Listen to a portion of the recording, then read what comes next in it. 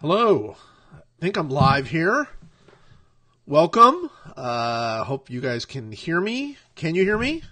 I'm looking here at the messages and I don't know. It says, is this thing on? You guys have a message? Here we go. All right. Looks like we're rolling along. First of all, thank you so much for joining here. We're talking the Hall of Fame. There, I just got it. We can see you or we can hear you. Well, that's both working amazing. Awesome. Welcome. We're talking some Baseball Hall of Fame, an exciting day, a thrilling day, as always for the Baseball Hall of Fame. You know how much we love this stuff. So we're going to talk all sorts of Hall of Fame, lots of questions, whatever you want to talk about. But I'll give you the highlights first and we'll kind of get started. I've got them all scribbled down here. Obviously the first highlight, the biggest part of this Hall of Fame day, Mariano Rivera elected, not just elected, but elected unanimously. And look, I'm going to try a little graphic thing here. Let's see if this works. Does that work? Can you see that? Can you guys see that? There we go. Yeah, that was the story I wrote. That's the headline for the story that I wrote a little bit ago, where I went through the entire insane day. The whole insane thing about nobody in the history of baseball getting elected to the Hall of Fame and unanimously. And I said, even though it's very clear, very, very clear that Mariano Rivera should not necessarily have been the first one to get elected. As great a pitcher as he was a reliever. And, we're talking about Willie Mays and Hank Aaron and Ted Williams and all the rest. For him to be the first to go unanimously is weird. But this is good news because this means we don't ever have to talk about this again. We don't ever have to have anybody goofily, nobody is going to not vote for somebody to make sure that Mariano's the only unanimous, guy in the history of baseball. So that thing's over. That's all over. So that's the biggest and coolest. Well, I don't know if it's the coolest news, but it's the biggest news to come out of today. Mariano Rivera goes in. All 425 people voted for him. Apparently no ballots. I just saw this on Twitter. No ballots lost in the mail. So 425 votes. All 425 people voted in for Mariano. Roy Halladay with 363 votes easily makes it in, 85.4. One of the things we'll talk about a little bit here is the difference between the public votes, the ones that were on Ryan Thibodeau's ballot, who publicly went on there, and all the people who privately did not go on there. And you're going to see there's a huge gap, including with Roy Halladay, between those two votes. So this will be really fun. Edgar Martinez it had the same number, 363 votes. Edgar, this is really the coolest news, is on his 10th ballot. Edgar Martinez finally gets into the Hall of Fame. Last chance on the BBWAA. It took too long, but he goes in with a very, very strong 85% of the vote.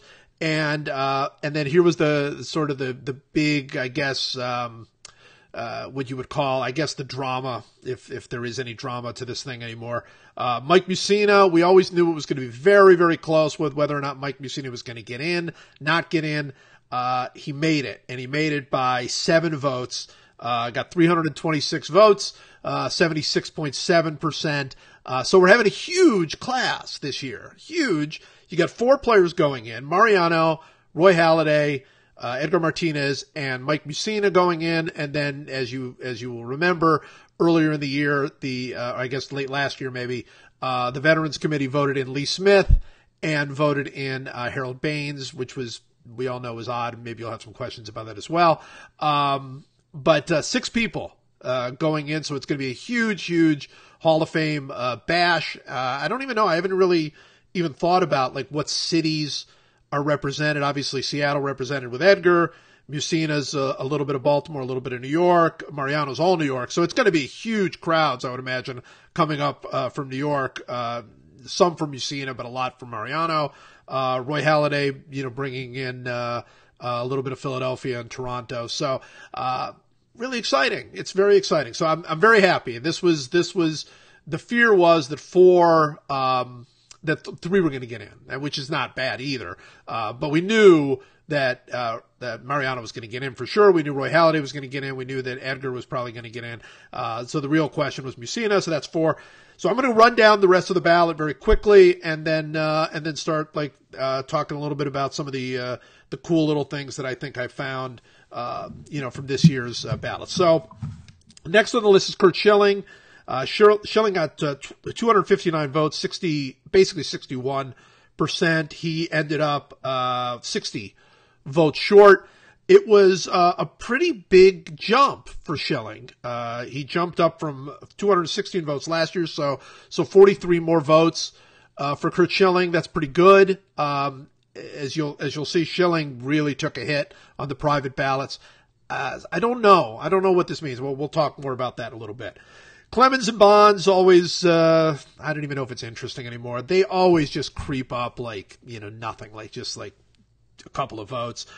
They both creeped up just a little bit. Clemens with 253 votes, Bonds with 251. So they actually, last year, you might remember, Clemens got 4 more votes than Bonds, which was weird. So this year that's Bonds, I guess, making a little bit of a comeback, but they're really about the same. Both right around 59 to 60%. It's a little bit of a jump. Last year they were from 56 and 57, so a little 3-point jump. I got to be honest, I don't think it's going to happen for them. And I said that last year. We're not seeing is any kind of real movement, and we're really not seeing any movement at all on the private ballots.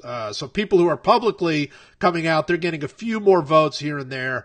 But privately, people who are not, making their vote known, who are not writing about it, who are not doing anything in a public setting, they're just not moving. They're not convinced. That's just how it goes. A little bit of a disappointment, I think, in Larry Walker. He had a huge jump. So last year, he was only at 34%. This year, all the way up to 54%. I think one of the biggest jumps in the history of the balloting, to be honest. I know that Ryan is keeping up with that kind of stuff. So it's one of the biggest jumps in the history of the ballot. But he's at 54.6%. Boy, 20-point jump next year. He's on the ballot. Next year is his last year on the ballot. A huge 20-point jump.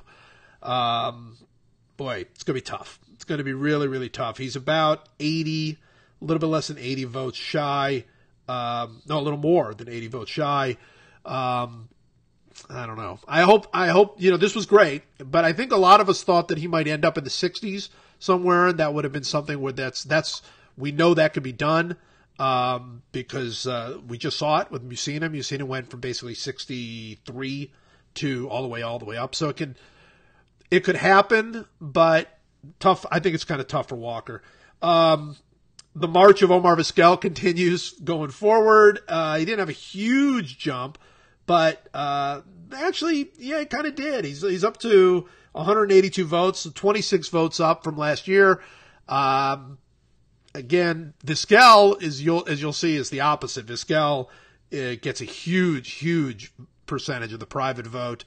I don't know. I don't know what's going to happen with Vizquel. I don't know if he's going to top out right around here. My suspicion is he's going to keep growing and growing and growing, especially because over the next few years there are not as many great players coming on the ballot. He's got a lot of time left. I think he's got a real chance.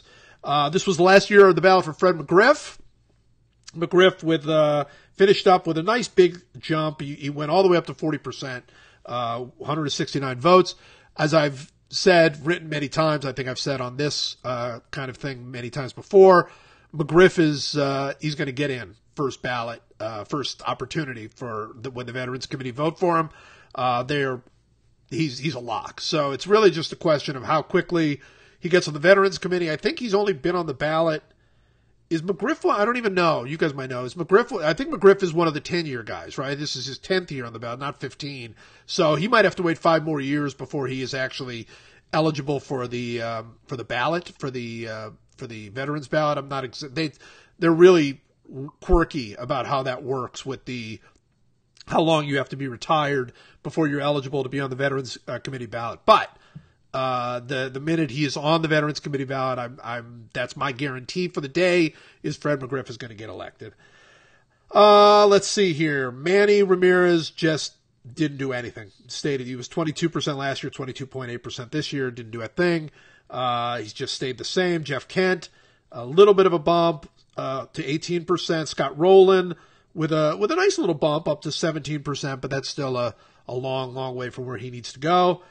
A nice little bump for Billy Wagner up to 16.7%, but I think I've said this, I've written this. It's going to be very, very tough for any reliever to get into the Hall of Fame now that Mariano's in. It's the way that these things tend to go is once a great transitional player gets elected into the Hall of Fame, whether it's a 300-game winner, whether it's somebody with 3,500 hits or something, the standards go up, and I think it's going to be very, very tough for Billy Wagner after this year.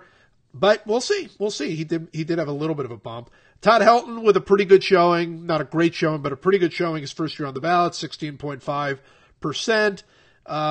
We'll see how that goes. He's counting on Walker to make a big push next year. If Larry Walker can get in, that's going to really help Todd Helton's case, obviously with Coors Field. Gary Sheffield, exactly the same. Andy Pettitte made it on the ballot. He actually got 9.9